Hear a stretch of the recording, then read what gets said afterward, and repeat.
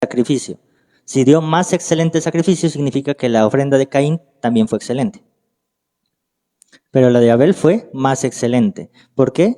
Porque había algo en su ofrenda y algo en su corazón que lo llevó a ser más excelente. Y en la iglesia nos hemos acostumbrado a hacer las cosas y ni siquiera excelente. Hacer las cosas porque ya se nos convirtió en rutina. ¿Qué pasa con la rutina? Mata el amor. En el matrimonio mata el amor. Un gran filósofo dice, ¿cómo es que dice? La costumbre es más fuerte que el amor. La costumbre mata. Nuestra vida espiritual se está convirtiendo en costumbre, en rutina, en monotonía.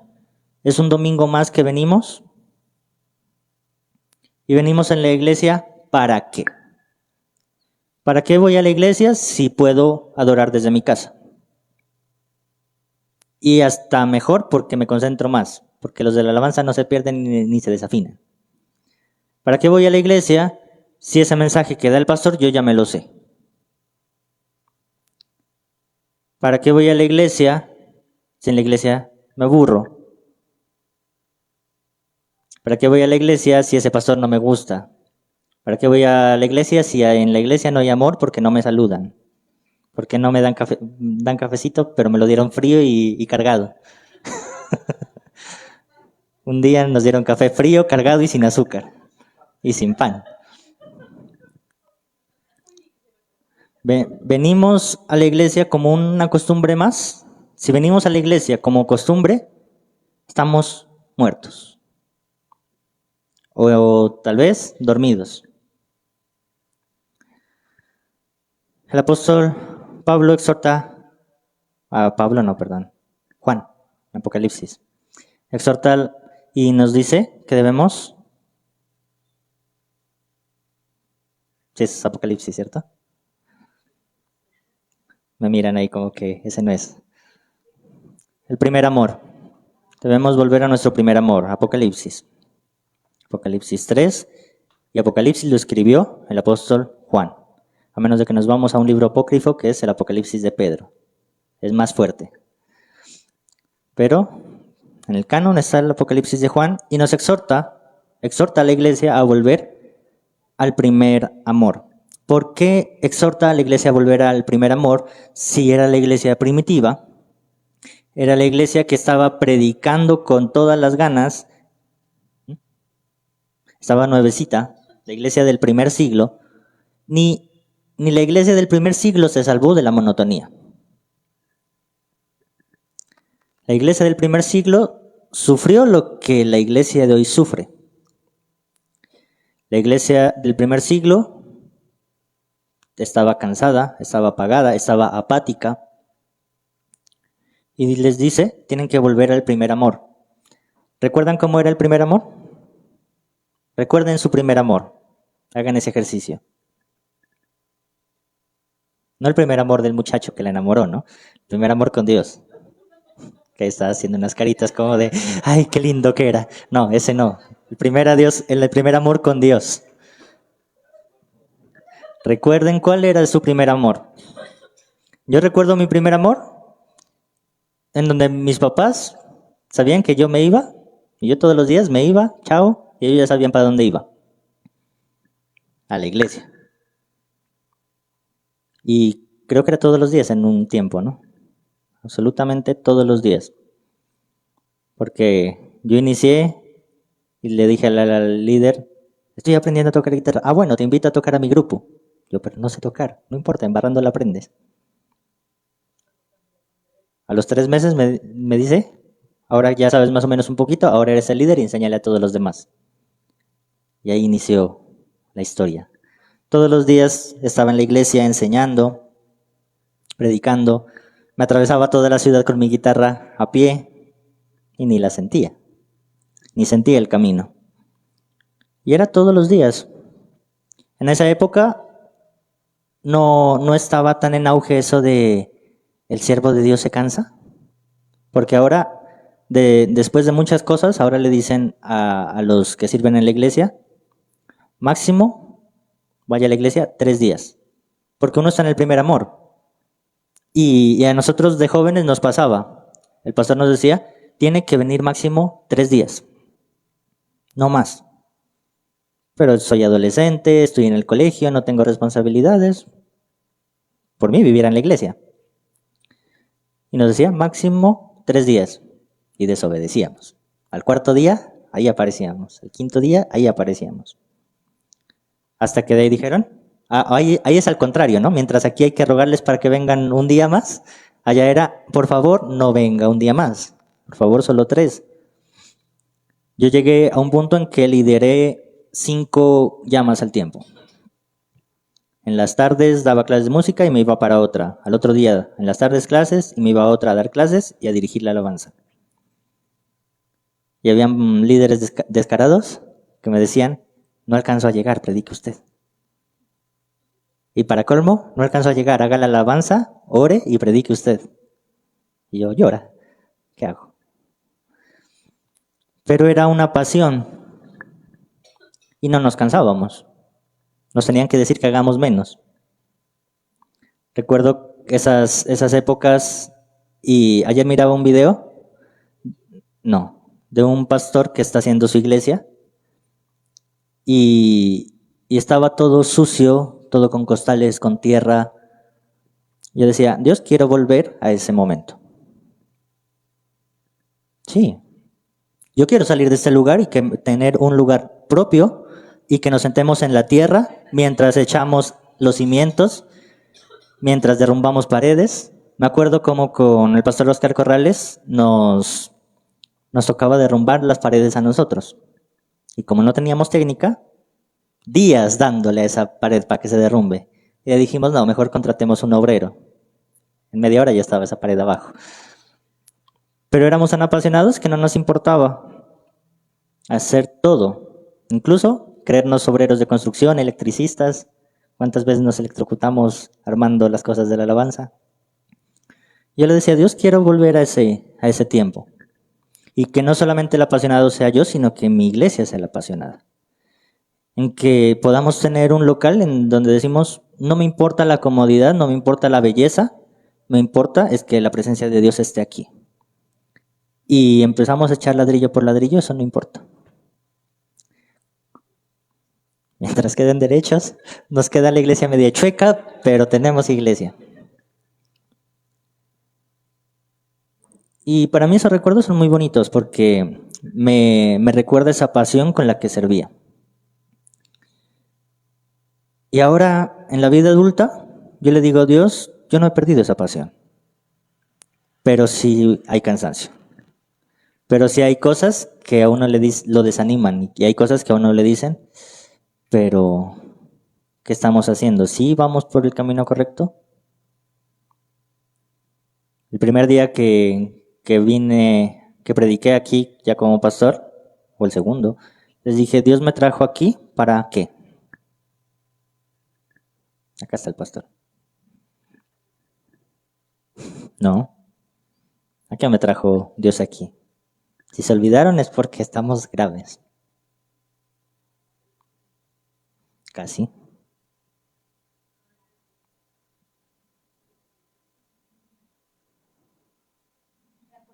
Para formar. Porque Dios me ha dado más un ministerio de maestro. Y el maestro no es porque el que sepa más o el que se la sepa todas. Pero el maestro es el que puede formar liderazgo. Y el pastor es más el que cuida, el que administra. Y estoy en los dos roles. Y yo decía, Dios, pero me llamaste a formar. Dios diciéndome a cada rato, entienda su llamado. Pero Dios, ¿por qué no soy como aquel predicador? Porque me tocaría volver a nacer. ¿Por qué no soy de esos pastores explosivos que llegan al alma? Porque ese es un ministerio más evangelístico. Y Dios me llamó a estudiar más el evangelismo y el pastorado. Alguien me dijo, es que usted me tiene envidia porque yo predico y hago las cosas mejor que usted. Es que a eso vamos. Si yo soy maestro, lo que más quiero es que usted sea mejor que yo. Yo administro, pero administro el talento que tengo. Y si usted es mejor que yo, esto es para la gloria de Dios, no para mí. Estaría totalmente desviado si digo, siento envidia. Ahora, ¿qué hay en el corazón del que me dijo siente envidia? Porque una cosa es el evangelista y otra cosa es el pastor. Y hay roles. Y así a usted lo sigan más, así a usted lo quieran más, así su prédica llegue más, Dios puso un pastor. Y Dios puso un evangelista, y Dios puso un profeta, y Dios puso un apóstol, y Dios puso a cada uno de acuerdo a su función. Y ninguno debemos tener envidia de ningún otro, porque cada uno cumple su función. Gracias a Dios me ha dotado de varias cositas, pero claramente hay y habrá mejores que yo en muchas cosas. Porque se dispone más, porque se disciplina más, o simplemente porque Dios quiso. Y eso es para la gloria, es para el desarrollo de la iglesia. Y Dios les ha dado, y yo inicié el anterior año diciéndoles cuál es su llamado, cuál es su ministerio, cuál es su don, cuál es su talento. No sé si, creo que nos llevamos como 2 meses en esas prédicas. ¿Saben cuál es su don, su talento, su ministerio? ¿O ya se olvidaron? ¿Usted está aquí solamente para ocupar un puesto más o para trabajar por el reino? Pero pastor, ¿eso qué tiene que ver con las primicias? Todo. Porque estamos diciendo que la primicia principal, la más importante, es su corazón, su vida rendida a Él. Y si nuestra vida está rendida a Él, estamos llamados a servir. ¿Cómo nos podemos quedar callados ante un mensaje tan grande y tan maravilloso como el que tenemos? La Biblia dice que nos llamarán o nos llaman locos por predicar la palabra. Pero ahora hay locos y la locura se ha normalizado y a los cristianos nos han hecho sentir como que no debemos hacer lo que Dios nos ha mandado a hacer. Si miramos el parque de Rumipamba, convoca una marcha del orgullo gay y ahí están todos orgullosos. Convoca una marcha de los Terians, una reunión de los Terians, creo que no fue nadie. Aquí en Pasto al menos. Gracias a Dios. Pero hacen convocatoria, ahí están. Trabajemos por los animalitos, ahí están. Cualquier subcultura que nos imaginemos, ahí están. Rumipamba o el Parque de los Perros en Unicentro. Convoca a los cristianos y no llegan. Nos da miedo o nos da vergüenza, porque nos da más vergüenza predicar el evangelio que salir con una máscara de perro a creernos perros en la calle. Mientras el homosexual se enorgullece, y no lo digo como juicio, pero la Biblia es clara al respecto, mientras ellos se enorgullecen, el cristiano se esconde. ¿Y cómo conquistamos a ese pueblo que está desviado si el cristiano se esconde? El pueblo está perdido y el cristiano está escondido. Démosle a Dios nuestras primicias, nuestro tiempo, nuestro corazón, nuestra vida. Sí, pastor, yo le doy mi primicia y llegué temprano al culto. Esta es una partecita. Esto es lo mínimo que usted debe hacer, el venir y congregarse. Van un poquito más allá. Le servimos en la iglesia. Listo. Pero la iglesia no es esto. La iglesia no es las 4 paredes, la iglesia está afuera. Nos esperan afuera. Y aquí está nuestro lugar seguro. Aquí puede llegar la policía si hacemos mucho ruido. Pero este es nuestro lugar seguro. Aquí no nos molesta nadie. Y como no nos molesta nadie, tenemos libertad. Tenemos libertad para adorar y adoramos con apatía. Tenemos libertad para adorar, tenemos libertad para servir, tenemos libertad para servir a Dios de todas las formas posibles. Y venimos a la iglesia con desgano. Servimos a Dios con desgano. Y ahora, en 2 semanas, iniciamos una capacitación para que, como en la iglesia vienen con desgano, ahora los vamos a sacar de la iglesia. Ahora sí les va a tocar trabajo de campo. ¿Quieres ser líder? Sea líder pero afuera de la iglesia. Sea líder pero en el parque. Sea líder pero con su vecino. Sea líder en su casa. Sea líder en el parque. Eso es trabajo de campo.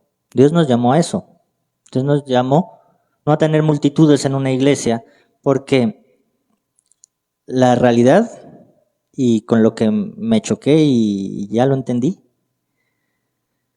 la iglesia está llena de personas, pero de esas personas, menos de la mitad son salvos. Y de esos, menos de la mitad son salvos que son comprometidos. ¿Por qué? ¿Por qué la iglesia está llena de personas que no son salvas? Llena de cristianos falsos.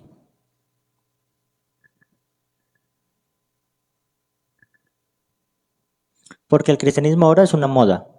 Entonces cualquiera anda por ahí diciendo, soy cristiano porque de vez en cuando me aparezco en una iglesia cristiana. La cultura, la moda se ha convertido en una moda más. Soy cristiano. ¿Y la iglesia tiene responsabilidad en eso? Sí. Principalmente, ¿quién? El pastor. Yo voy a rendir cuentas de lo que digo en este púlpito. Así que yo aquí no estoy para caerle bien ni para dar un mensaje motivacional, estoy para predicarle la palabra del Señor. Para confrontar. ¿La confrontación duele? ¿La exhortación duele?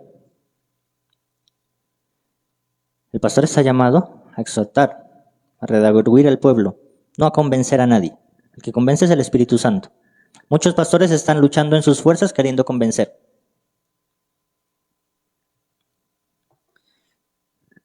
Y muchos en las iglesias dicen, pero es que esa palabra es muy básica. Eso ya lo sé. Un pastor me predicaba hace un tiempo y nos decía, lo que prediqué hoy es una de las palabras más básicas del Evangelio. Usted se la sabe de memoria. Incluso usted podría enseñarla. Pero es que necesitamos bajar el Evangelio de la cabeza al corazón. Y mientras no baje el Evangelio de la cabeza al corazón, le voy a seguir predicando lo mismo hasta que baje el Evangelio de la cabeza al corazón. ¿Se lo sabe de memoria? Muy bien. Pero esto no es una cátedra de universidad donde vamos a rendir un examen. ¿Se lo sabe de memoria? Listo. Ahora aplíquelo. Ahí está la diferencia. No es sabernos las cosas de memoria. El conocimiento envanece. Y hoy yo soy muy estudioso de los teólogos reformados y bautistas, y los bautistas y reformados son extremadamente estudiosos, pero veo una falencia, y es que su corazón se ha llenado de orgullo por el conocimiento, porque son los más grandes teólogos, doctores. Incluso ahora las iglesias se están formando mucho. Y ahora los pastores ya no son pastores como los de antes, que te nombro pastor y predique como caiga. Ahora estudian teología, hacen especialización, maestría, doctorado, y los pastores están bien preparados. Y eso lleva a que haya envanecimiento. ¿De qué nos sirve el conocimiento sin gracia? ¿De qué nos sirve saber mucha teología, o mucha filosofía, o mucha ciencia, sin gracia, si no lo podemos aplicar? Ayer, mientras hablaba con esta persona que nos va a capacitar, yo le decía, a mí me han dicho muchas veces que por qué soy abogado. ¿Por qué es abogado si es cristiano? Eso es incompatible. No puedes ser cristiano y ser abogado, porque los abogados son tramposos, son mañosos. Y yo le dije a este señor, y Dios me ha demostrado que sí se puede, porque hasta el momento solo he defendido causas justas. Dios no me ha permitido hacer nada incorrecto con mi profesión. Porque en la universidad nos enseñan por requisito, que dan deporte universitario, cátedra de la universidad, todo esto, pero como requisito es la ética profesional. Y la ética profesional lleva al profesional a, usted es ingeniero, listo, sea ético como ingeniero. ¿A quiénes nos dan más duro con la ética? Los abogados, médicos y contadores, si no estoy mal. Somos los que más responsabilidad ética tenemos y los que más la defraudamos. Entre abogados, si usted quiere demandar a un abogado es facilito, porque los abogados, entre abogados nos tiramos. Usted pregúntele a un abogado sobre la asesoría que yo le di y le va a decir, ese abogado no sabe nada. Pero en cambio usted va donde un médico y los médicos se tapan todas. Demandar a un médico es muy difícil, porque el médico no va a decir, mi compañero hizo las cosas mal. Él va a decir, son cosas que pasan. ¿Y los cristianos somos como el médico o somos como el abogado?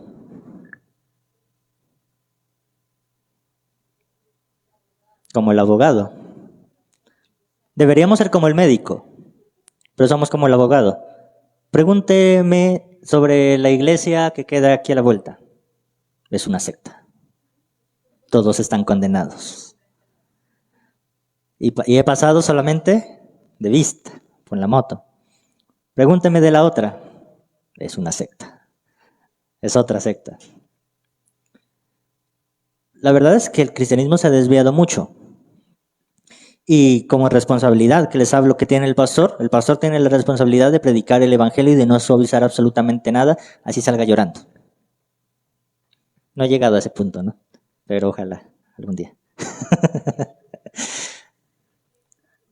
Pero suavizamos y hacemos evento tras evento, actividad tras actividad para llenar la iglesia. Para llenar la iglesia de gente vacía, de cristianos que no son cristianos. Yo pasaba por una iglesia y estaban en el culto de jóvenes. Y me quedé mirando y no entré. Me quedé desde afuera. Y era la full rumba.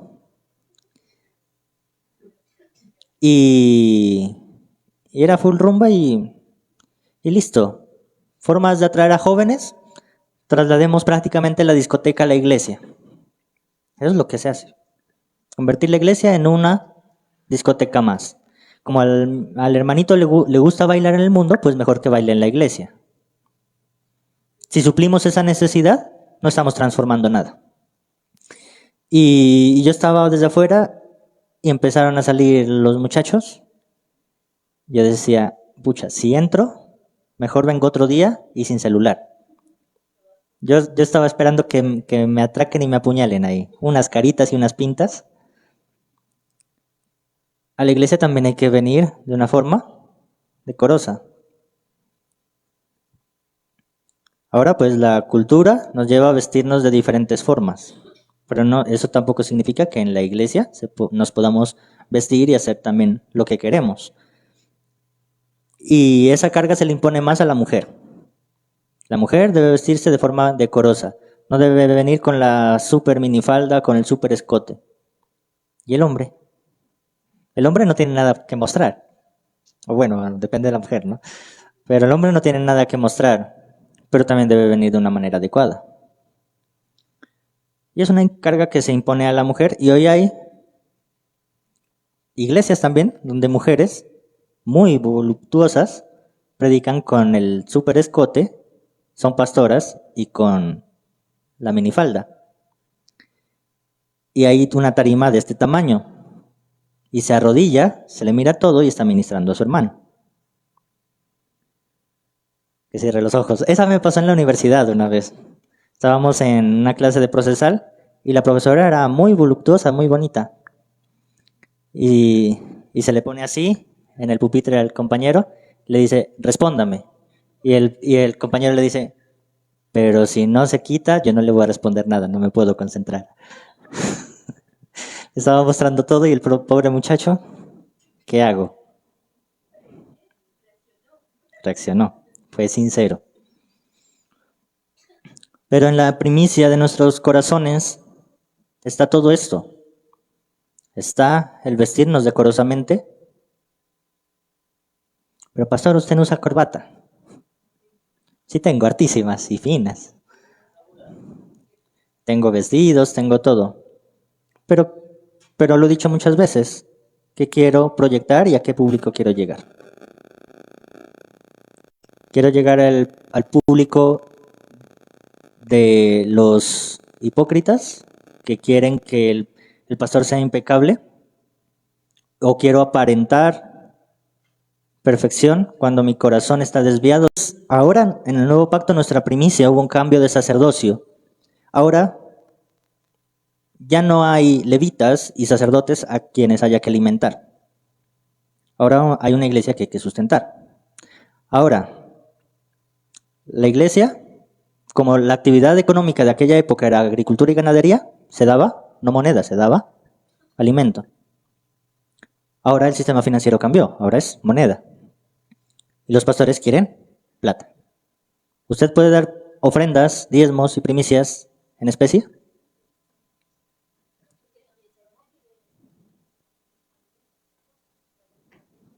Ellos quieren, si quiere ser bendecido, tráigame del terreno. Dios me reveló que me dé esa camioneta nueva que usted se compró.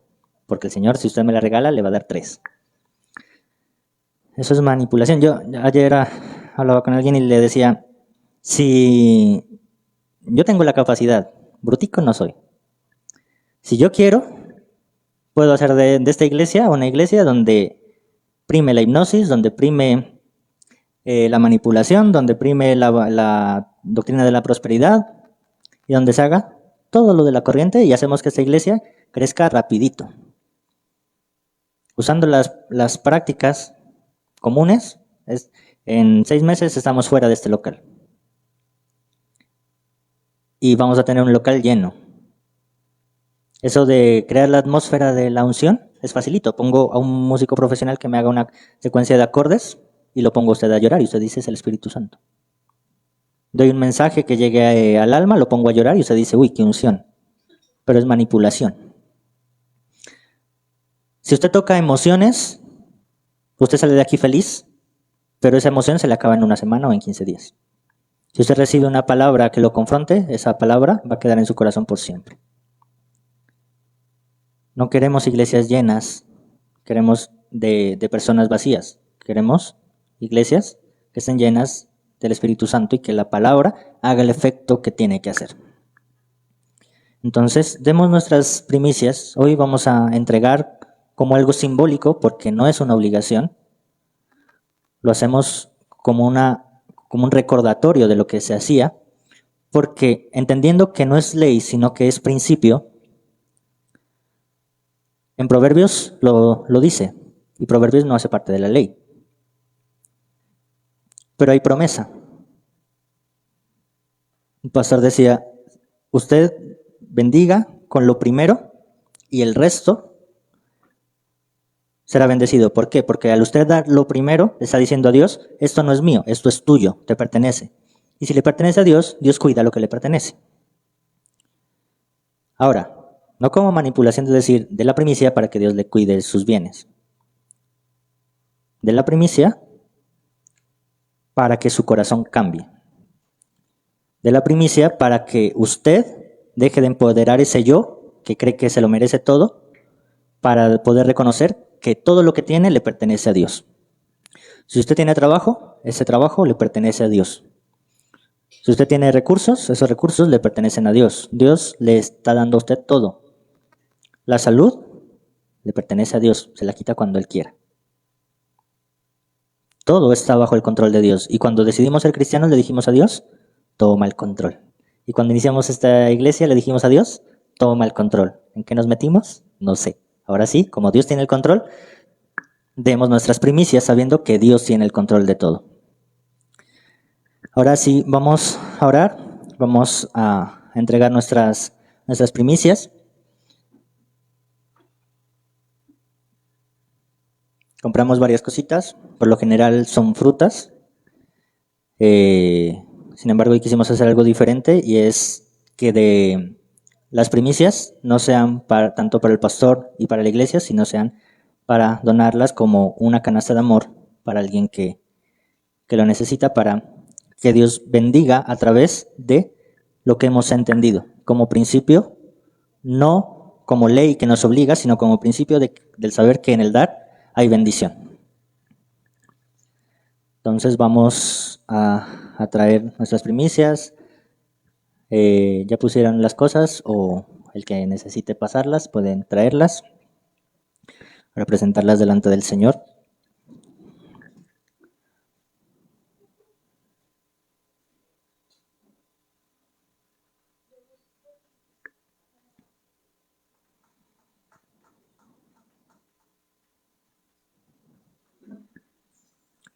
Hoy, ¿para quién va a ser la canasta de amor? ¿Cómo se llama? Mercedes. Para doña Mercedes, para su mamá. Qué bueno que vino, si no tocaba mandársela con un mensajero. Entonces, hoy vamos a orar por las primicias y vamos a orar por la persona. Señor Melvin, no se vaya, espere. Entonces otro. ¿A quién? Mafe. Usted me ayuda a orar por la familia de Jennifer.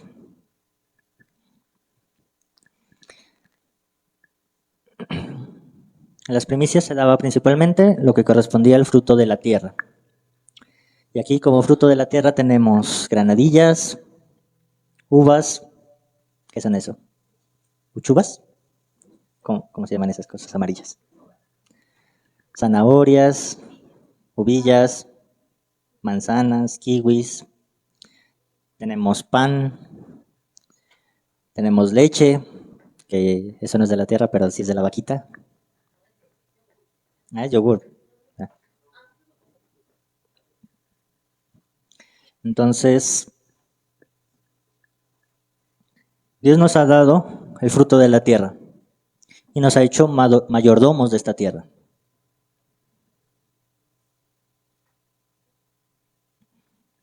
Dentro de la ecología bíblica y la ética bíblica, se habla de que como somos mayordomos debemos cuidar esta tierra. Y en cuidar esta tierra está el no malgastar los frutos de esta tierra y el no dañar la naturaleza. ¿Por qué? Porque también es obra y creación de Dios. Y a veces nos olvidamos que esa naturaleza también es creación. Ahora, ¿de dónde salen nuestras primicias? ¿Ustedes que tienen terrenos? De la tierra, de los animales y los demás del fruto de nuestro trabajo. Tener trabajo es una bendición. Dios nos ha prometido que nos llevará a una tierra donde fluye leche y miel.